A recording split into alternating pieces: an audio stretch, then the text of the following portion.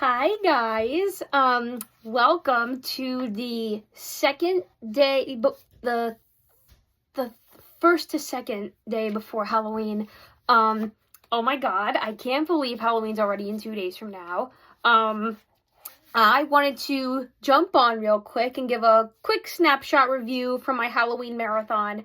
This one's not going to be as long, mostly because it is relatively short and it is just a simple little wholesome movie that you can put on for the holidays with your family or for your kids or for your nieces or nephews or whatnot.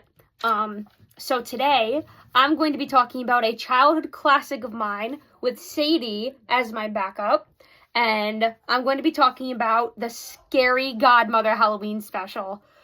Oh, for anyone who didn't grow up with this as a kid in the early 2000s, you really missed out. This was something that kids my age, way back when, looked forward to so much. Every single Halloween, like clockwork, on the Cartoon Network, this would come on and we would all watch it. Me and my siblings would gather around the TV and we would watch it every Halloween. It's just super nostalgic and super fun. It's just simple, all around wholesome fun. So let's start with some basic behind the scenes facts. Scary Godmother premiered on October 22nd, 2003 on the Cartoon Network. It was adapted from the books written by Jill Thompson, and it was directed by Ezekiel Norton. It's a very small cast, very small ensemble cast. So we have Tabitha St. Germain as Scary Godmother and the vampire's wife, I believe. Her name is Ruby. Britt McKillip, as Hannah Marie. Alex Doddux as Jimmy. Gary Chalk, who's been in a shit ton of cartoons since longer than I've been alive.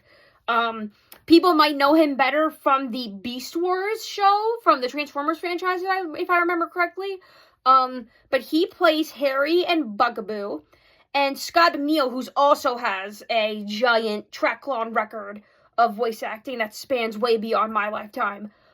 He plays the Count, Mr. Scully, and yeah, that's it. This was worked on by Mainframe Entertainment Production, and this was one of the first instances of an animated short being adapted into computer technology at the time. So this was a simple little Halloween short about a little girl named Tana who goes trick-or-treating with her cousin and his friends, and they decide to play a prank on her by locking her in this scary house. But like a traditional Cinderella story, Scary Godmother comes because she's crying in fear, and she takes her into the world of where she lives, where it's Halloween. And she's having a party, and then they all get together and have fun. It's just super wholesome.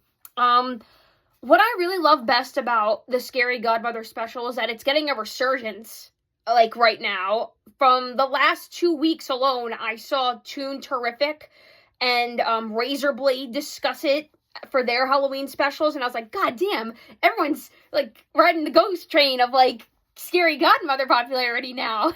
Oh my God, that's so cool.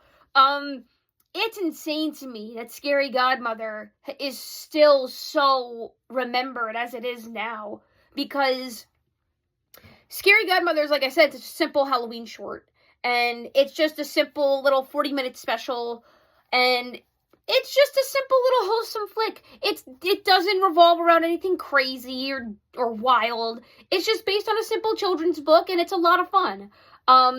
Oh my God. I remember as a kid, I adored the skeleton, Skelly Bones. Oh my God, he was so, and especially watching it as an adult now, and you get the reference of skeleton in the closet, like come on, that's literally so funny. And Harry is literally just a giant nerd, not unlike myself, so yeah. And Scary Godmother's just a lot of fun as a character. There were a lot of people who auditioned for this character, but Tabitha St. Germain was the one who got the role because everyone else who auditioned for the part played the character like a traditional scary Halloween witch, whereas she played it up as more of a buoyant, fun, bouncy character that brought a lot of energy and fun and positivity into the role, which I thought was really cool. Some little behind-the-scenes facts.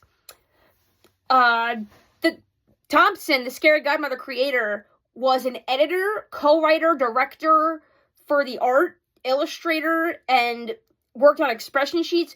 Basically, this is like one of the rare instances where the writer actually kind of had full creative control over her own special, show, movie, which is unheard of today. Literally unheard of today, unless you're a friggin' multi-billionaire who somehow managed to get into the industry because of a friend of a friend of a friend of a friend of a friend who knows your uncle, basically. So that's really cool that she had so much involvement on her own special and managed to bring her vision to light as she wanted it to. God bless you, Jill Thompson. This was something crazy I didn't know about. Harry, apparently, was based on fans of Thompson, but one in particular who was anonymous, who was like a mega creep. Like, I did not know that. That's nuts. So that's kind of wild. It had a sequel because it was so popular in 2005 called Jimmy's Revenge. And like the title states, it's Jimmy getting revenge on what happened to him last Halloween. He basically tries to cancel Halloween by destroying Halloween costumes and basically just destroying public property, being a general menace to society. And his parents think he's having a manic episode. And they're constantly worried that he's talking to himself because he's been traumatized. And he's just like, no, I'm just going to destroy Halloween and anything involved with the holiday. So, like, he pulls these basic pranks, but Hannah Marie manages to see the bright side of things and manages to work them in her favor to make the holiday a little bit more fun for her and her new friends. And I actually remember when I was a kid, whenever the sequel came on, I would always try to remember this one little Halloween treat short for some reason. Like, it involved, like, marshmallows, and you drew a face on it, and then you, like, put it together like a s'more or something. Like, it's just basically a simple s'more treat or something. I don't know why I remember that so much. Maybe it's because I'm a fat ass. But, no, though. I just really appreciate that Scary Godmother is getting a resurgence, because this played a major role in my childhood. Not like a major role per se, but like, this is a childhood classic for me. I'm 26, and I remember, like I said, every Halloween, every October, we used to watch this show on Cartoon Network whenever it came on.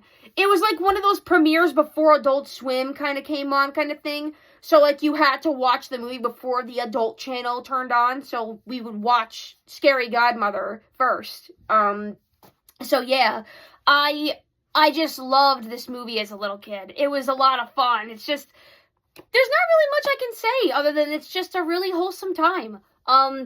It didn't need to be extravagant or over the top or anything zany. It's just its own little blend of, like, wholesome Halloween fun. It's like a breath of fresh air and stuff compared to all the friggin' gore and just jump scares and all the dumb stuff that comes out during the holiday these days.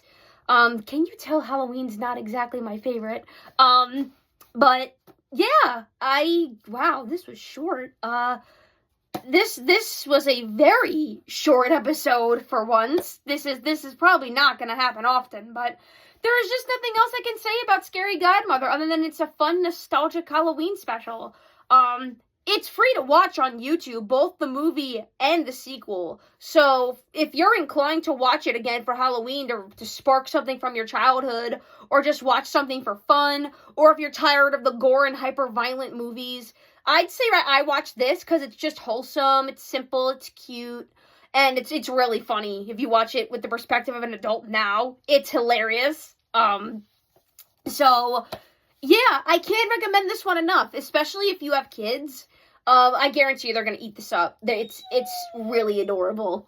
And I guess that'll do it for this review for Scary Godmother. Join me tomorrow where we talk about a movie that was so controversial that the Japanese government literally had to step in and get involved. Oh yeah, we're talking about Battle Royale next time. Oh, I'm so excited. So, yeah, see you later.